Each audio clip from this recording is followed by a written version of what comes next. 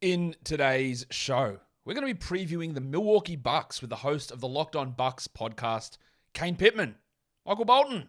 Thanks, Josh. It's Michael Bolton here, and it's time for another episode of the Locked On Fantasy Basketball podcast. Let's get to it. Let's get to it, indeed. You are Locked On Fantasy Basketball, your daily fantasy basketball podcast, part of the Locked On Podcast Network.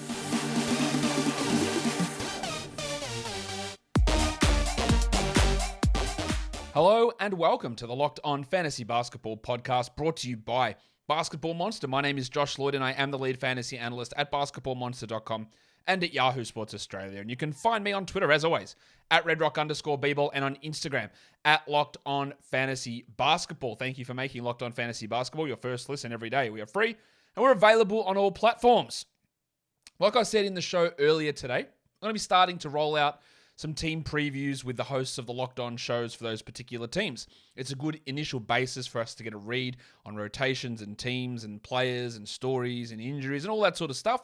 And it helps us build up our knowledge as we head into fantasy draft season through September and October and the beginning of the season. We're going to start off by talking about the Milwaukee Bucks. Now, I'm not going to be going through ADPs of players in this show with the guest. We'll do another one of those team preview shows probably in September, where we look at each player on the team and their fantasy value after we've built up a little bit of this knowledge. How we know where things are, how projections sit, how rankings sit on all of the sites, and where the value can be had with all of those guys. So we're going to bring Kane in right now, and we can start talking about the Milwaukee Bucks. Warnie? Let's get it on, Gilly. All right, here he is. Kane, welcome back to the show. Sorry, man. Just saw the intro there. Just trying to look. It's been a while since we've podcasted together. This is like a Locked On AFL reunion, so I'm a little bit out of practice. Apologies there. That's all right, mate. Because we just got to get back into the old swing of things here and talking about basketball this time instead of footy. But I thought we'd start off doing all these team preview shows. And you're the first cab off the rank here, Kane, because I wanted to hit the most boring team first, and that is the Milwaukee Bucks, because there's not a huge amount that changes with this team. There's still stuff that we're going to talk about in a couple of situations that we need to get through, but they're not a team, Kane, that goes through a significant amount of upheaval for the last couple of years.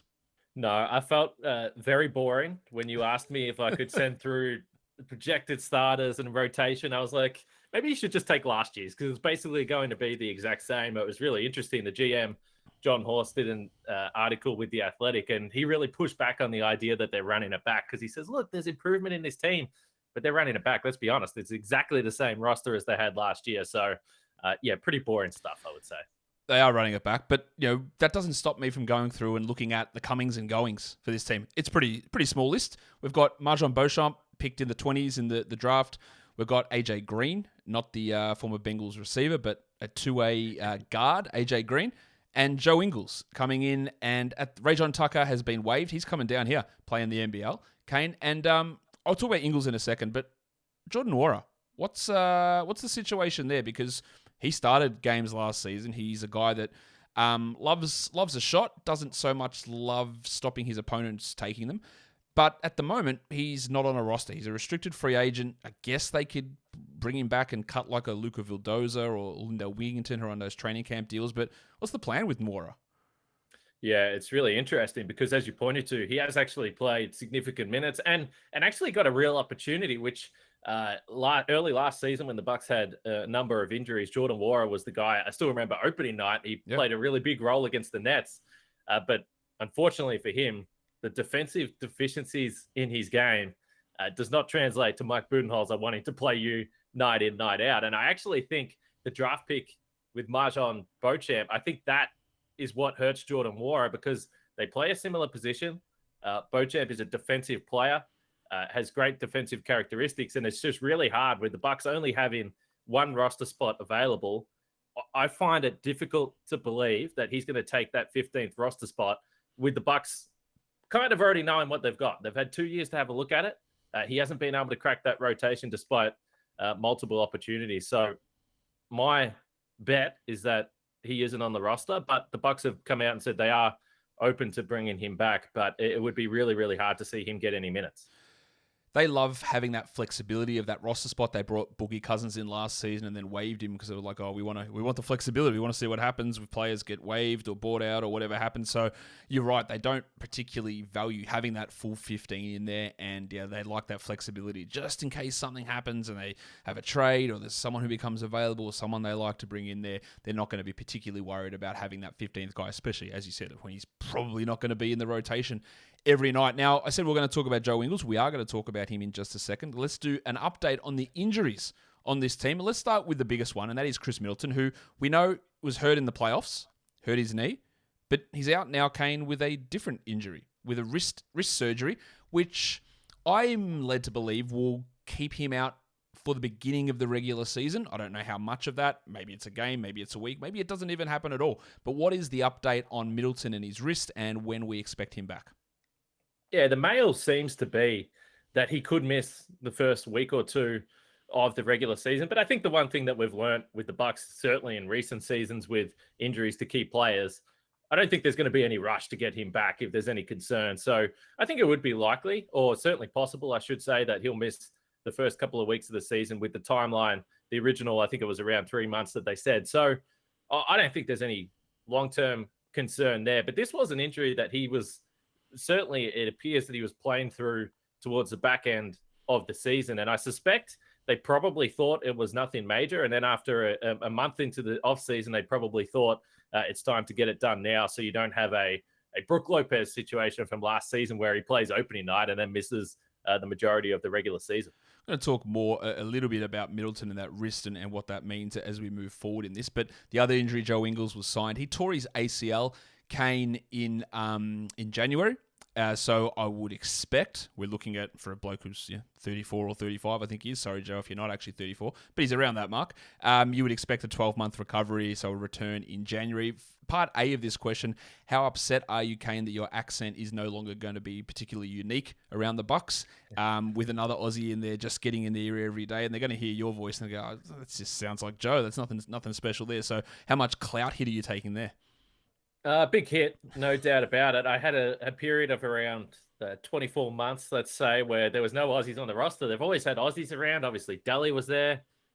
Thon Maker was there as well. Daly probably a little bit more of a harsh Australian accent than Thon, but it's a bit of a blow for me. There's no doubt about that. So just getting put in your place there by Joe Ingles, but we're expecting a January return, I'm guessing, for him. And then when he does come back, he'd already shown again. Sorry, Joe, if you're listening. He'd shown some signs of decline before that injury last season. So I don't think we expect 29-minute-a-night Utah Jazz 2 years ago Joe Ingles. He just slides into a standard sort of bench role as he gets his feet back under him, hoping to push him into whatever prime or top-notch Joe Ingles is at this age as we head towards the playoffs.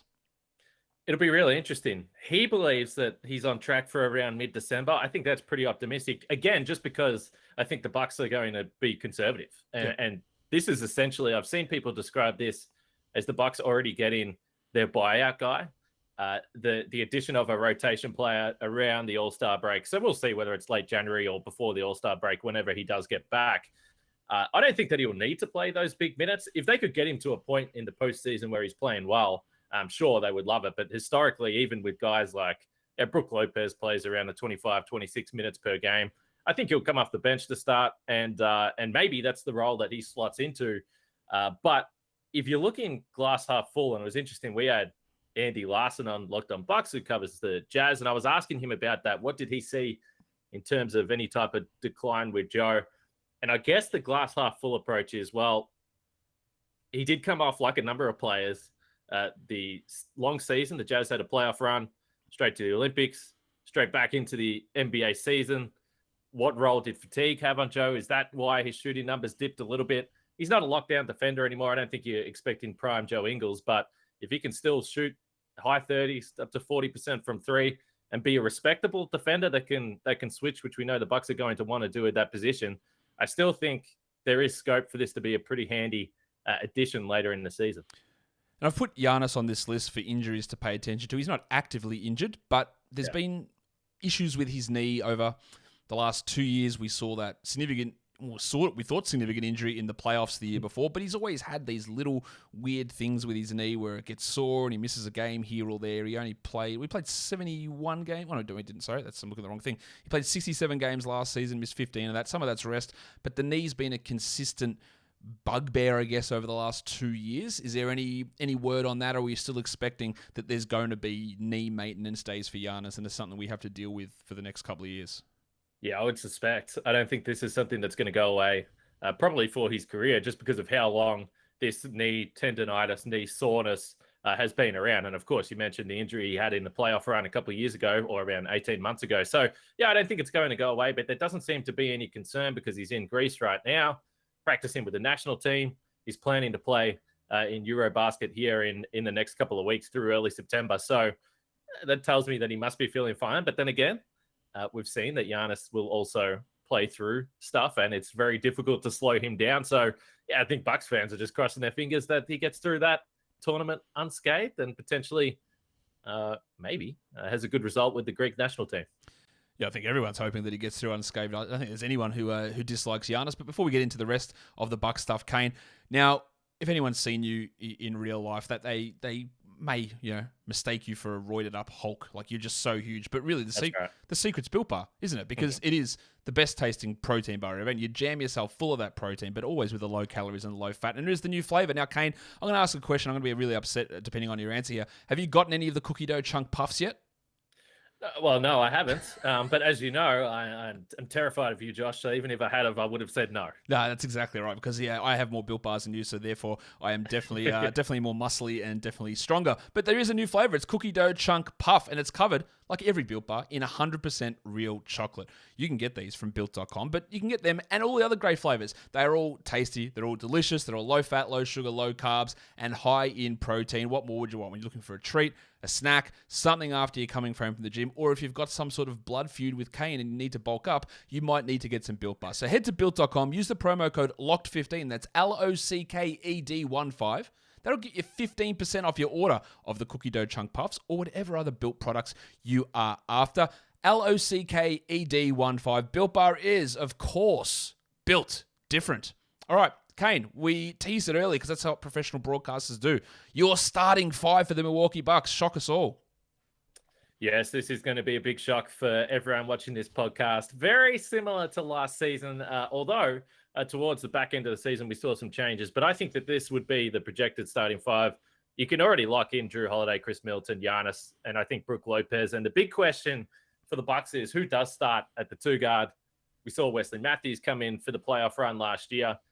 My reasoning for Grayson Allen starting is just simply that I think that the Bucks, in a perfect world, if they could sit here and say, well, we're going to get 30 minutes from Wesley Matthews night in, night out for 80 games plus postseason, we would do that. But I think for the regular season, Grayson Allen, particularly for this roster, a little bit younger, shoots a three at a really high level. There is less concerns about defensive stuff in the regular season when you are playing alongside these guys as well. So I think the safe option is Grayson Allen slotting back into the starting five. And he started, I think, 60-plus games, around 61 games last year. So I think that's probably the way they'll go. I would expect the same. When you're surrounding Grayson Allen, not that you're building a team around Grayson Allen, but when he's out there and you've got that shooting skill and the other four guys are actually legitimately elite defenders, or maybe Middleton's not elite, but he's still really, really good. It's fine. Like, especially in the regular season, as you said, and guys like Wes Matthews, they have their issues in staying healthy and even playing necessarily. He's not going to play 30 minutes a night necessarily. So getting someone in who can approach that sort of mark, I think, makes a lot of sense. And the rest of your rotation, I think, makes sense as well. Bobby Portis, he'll be the guy that gets probably the bulk of those minutes coming off the bench. And we've got George Hill, Pat Connaughton, Wes Matthews. Do you think that they will start Connaughton or Matthews in place of Middleton while he gets ready to begin the year?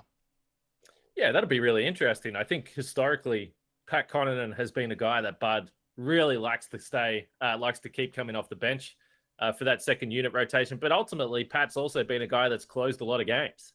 So I don't know whether it really matters. But if I had to guess, I think we would probably see Wes start, even if it was only for a week or two.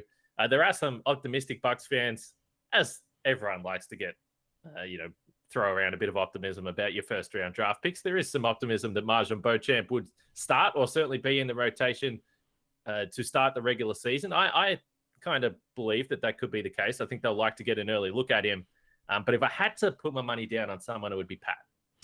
Yeah, I think that it might be putting a little bit too much on Marjon to just get him out there and starting straight away. Look, I don't even know if he'll be in the rotation straight away because you've got those four guys, and then it's probably going to be either Beauchamp or Javon Carter, who I'm not a massive fan of Javon Carter, but towards the end of last season when he came across, I thought he started to put together some interesting performances. He's a really good defensive guard, obviously. There are some offensive limitations in what he provides, but he's probably, I would suggest he's going to have at least a slight edge on Marjon to begin things in terms of getting those rotation minutes. Let's have a quick look at some of the youth on this team, and this is, I think, the second oldest team in the NBA, so there's not many young players. Even Beauchamp, who is their youngest player, is like 22 already. So there's AJ Green we talked on two-way. They took Hugo Besson, who I don't believe is going to play for the Bucks this season. He was late in the second round.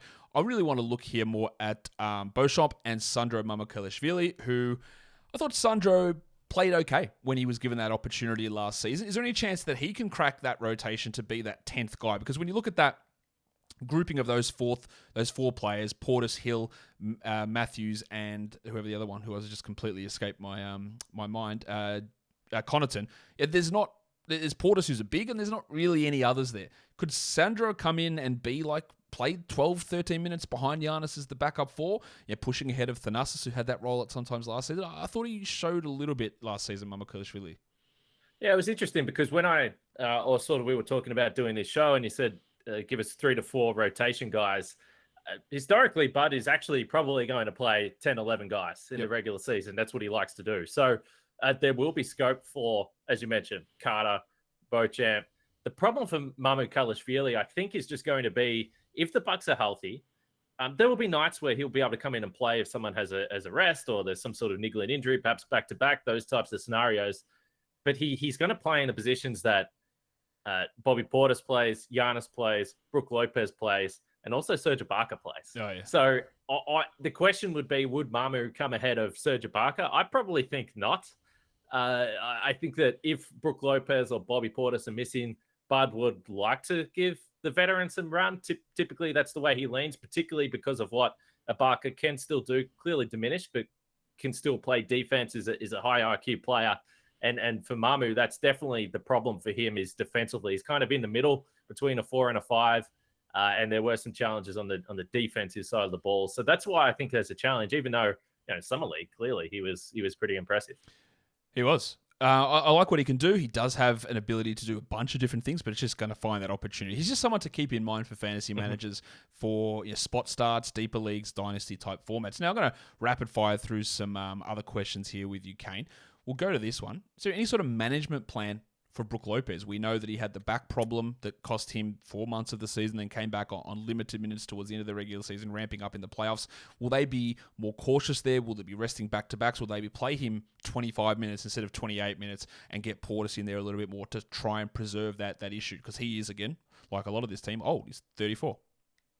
Yeah, it's really interesting because there is some discussion amongst Bucks fans whether Brook Lopez wouldn't actually start. Now, I can't see that. No. I think that he'll start. Bud likes consistency, particularly on the defensive side of the ball. But I think your point in terms of the minutes, I think you're going to see 24 to 25 minutes, maybe back-to-backs he won't play.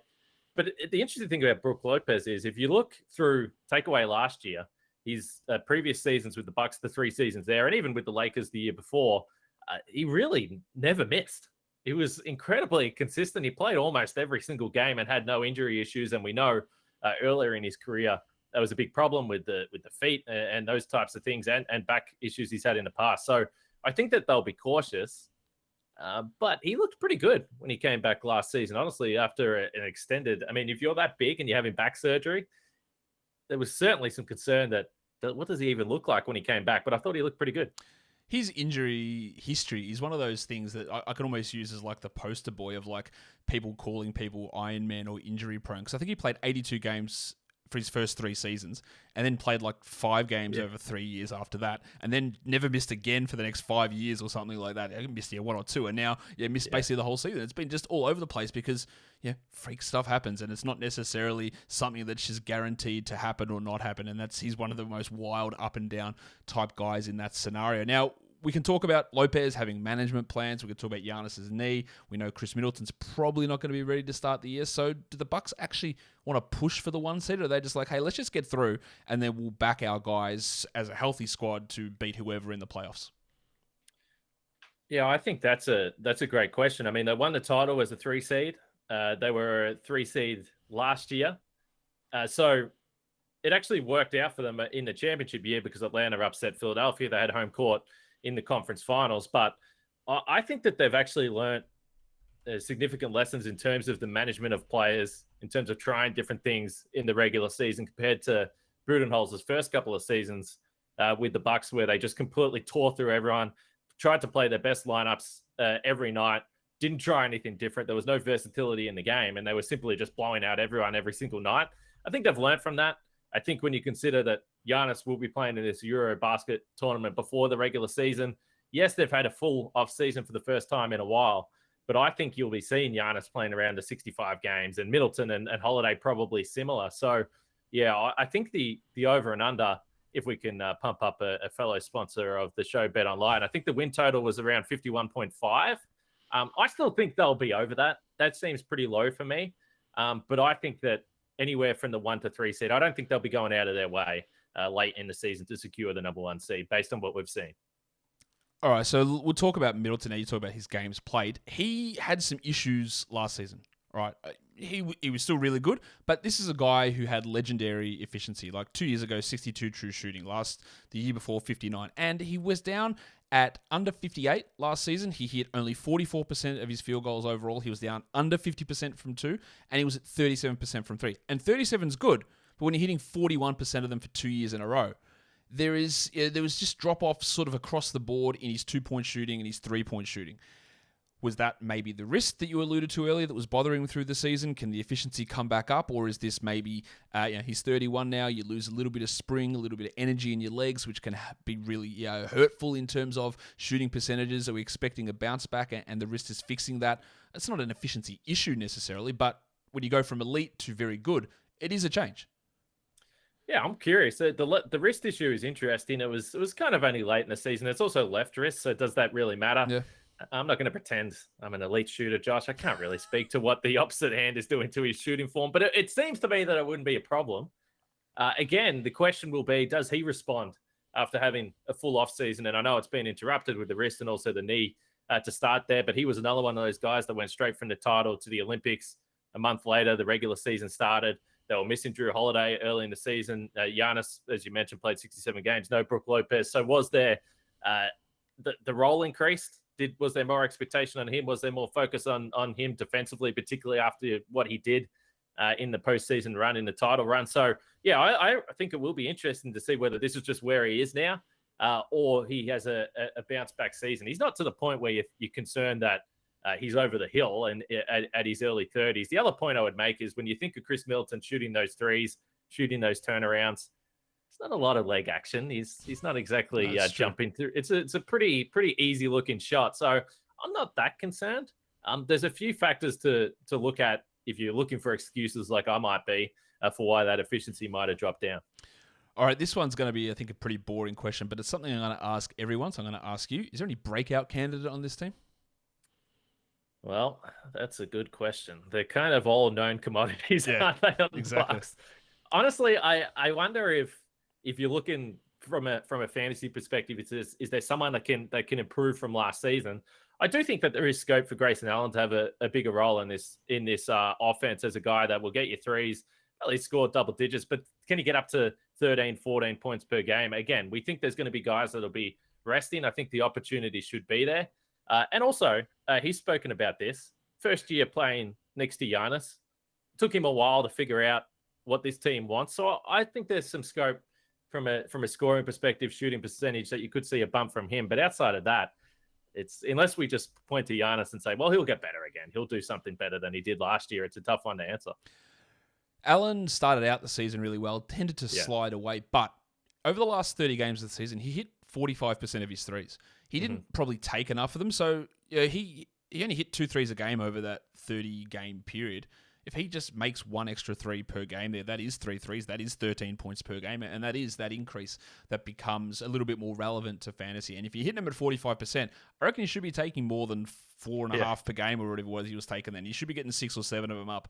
And if you're hitting them at that level, then there is some scope for that. I don't know whether that'll come to fruition, but the building blocks, I guess, are there for not a huge, wow, are we talking about Grayson Allen as a fringe all-star? Like, of course we're not, but at least a huge, a significant enough improvement where we have to pay a little bit more attention to Grayson Allen. All right, a couple more questions here before I got some quiz ones for you. We talked about the age of this squad a lot, right? There's a lot of old players. Who stands out to you most as a regression candidate from what they did last season? Well, I think I'm not concerned about Giannis, not concerned about Chris, not concerned about Drew Holiday, really, for where they're at. So I think, again, if you're looking for someone that you have to sit there and say, well, where is he at? It would be Brook Lopez. Now, the numbers last year are going to be difficult to look at because he was, obviously monitored pretty heavily towards the back end of the regular season when he came back. So I'm not sure where that leaves him. But maybe if you look to the season before, he's been pretty consistently a double-digit scorer. Again, he's not a focal point of the offense, but if you're looking for how the Bucks are going to work as a team and not necessarily statistically, Brook Lopez regression would hurt this team significantly from the defensive point of view. But if you're looking at numbers, Bobby Portis will be an interesting player because if Brook Lopez plays all season, what does that mean for Bobby Portis? I mean, this is a guy that started 60 games last year, so it'll be interesting to see how he responds, and obviously signed a pretty healthy deal over the offseason. Yeah, he did. Signed that new contract after taking what some may have considered a slightly below market deal. The one before that, and now gets a nice little payday. But you're right, he's the one that I sort of wanted you to get to, who was going to have a regression from last season, just because he's just not going to have that opportunity. And his role is best suited to be that guy coming off the bench, playing 24, 25 minutes, getting his shots up, doing his thing, versus trying to be like a defensive third or fourth option with Drew and Chris and Giannis out there. So it does suit him, but it probably will drop down his overall production. Is this team, Kane, better or worse than last season? Well, I think better if we assume health. And I think that's the biggest thing. I mean, everyone wants to talk about it, and it happens every year to every team.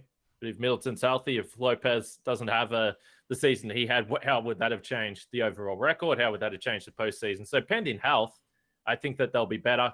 And I do think Joe Ingles, and clearly there's Joe Ingles love on this podcast from me and you, Josh. But if he's healthy, I think it's a nice addition to the rotation as well. They won 51 games last season. You talked already about the over-under being at 54.5. So yeah, I do think they are better than that 51 games. Again, playing more than the 10 games or whatever that Brook Lopez played. It might not have been 10, but it wasn't many more.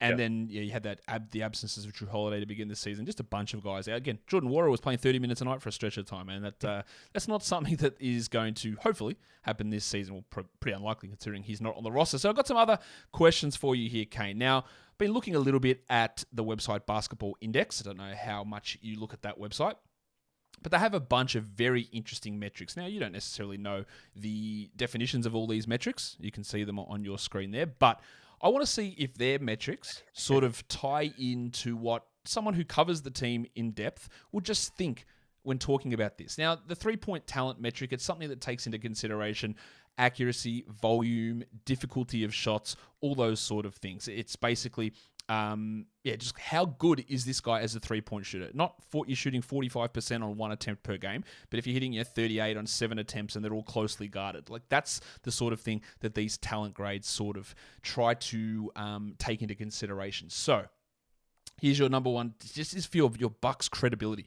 Who do you think Basketball Index would rate as having the highest 3-point shooting talent on this Bucks roster? Based on the numbers from last year, that is.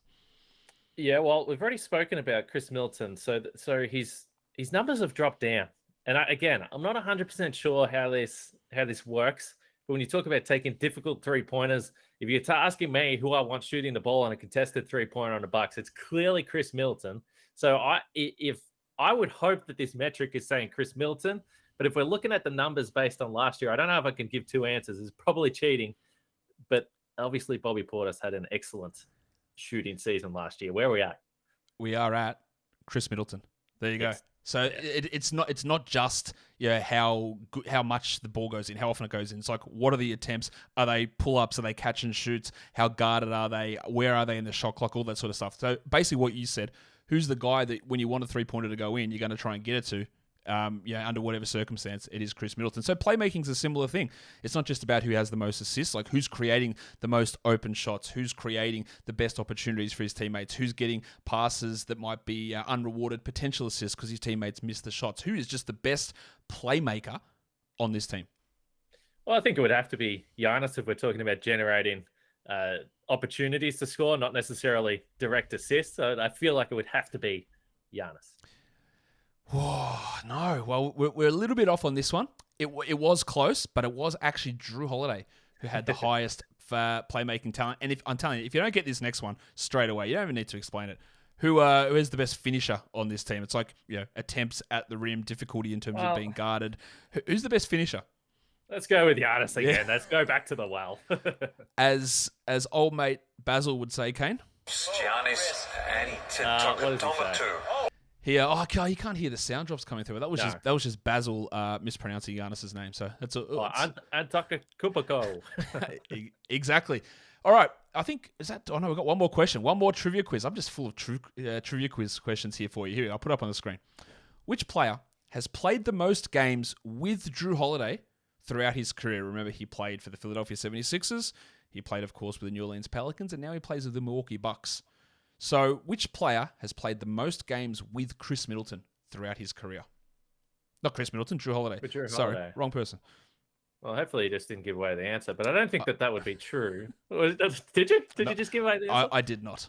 Okay, yes. Well, he's only played a couple seasons at the Bucks, so I think we could probably rule out the Bucks. I think he was at Philadelphia for about, but they were probably changing the roster a lot. So, should we go with someone from New Orleans? Would it be someone like AD or something like that? It is, in fact, Anthony Davis. Beautiful. Kane. Beautiful. He has played 322 games with Anthony Davis, and the second one was Thaddeus Young from Philadelphia, 293 games there, so about 30 games difference. So just a little bit of fun stuff to finish us off here. Kane, thank you for coming on and talking about the Milwaukee Bucks. Now, tell us what you're doing over on Locked On Bucks and what cool stuff is happening and why people should go and follow you, and the stuff you're doing for ESPN as well. No, well, I appreciate the setup here. And look, it's the off season. We know we're finding different things to talk about. Eurobasket is coming up. So there's plenty of Giannis talk. We're going to have a couple of our friends from over in Greece telling us what the heck is going on with the Greek national team. What can we expect? What kind of role is Giannis going to play in this team? And the other thing I would plug, we had Blaine Miller, who's an assistant coach with the Bucks, last week on the pod. So two-parter there. Really interesting stuff. You don't often get insight with someone on the coaching staff in the NBA. So that was a fun chat as well. Go and check out Kane. Follow him on Twitter at Kane Pittman. Go follow Locked On Bucks and check out all of the work that he does. Kane, thanks again for coming on the show. Lloydie, anytime. And that will do it for today's show. Don't forget to follow this podcast on Apple Podcasts, Google Podcasts, Stitcher, Spotify, the Odyssey app. Throw it a thumbs up on YouTube. Leave your comments down below, guys. We are done here. Thank you so much for listening, everyone. See ya.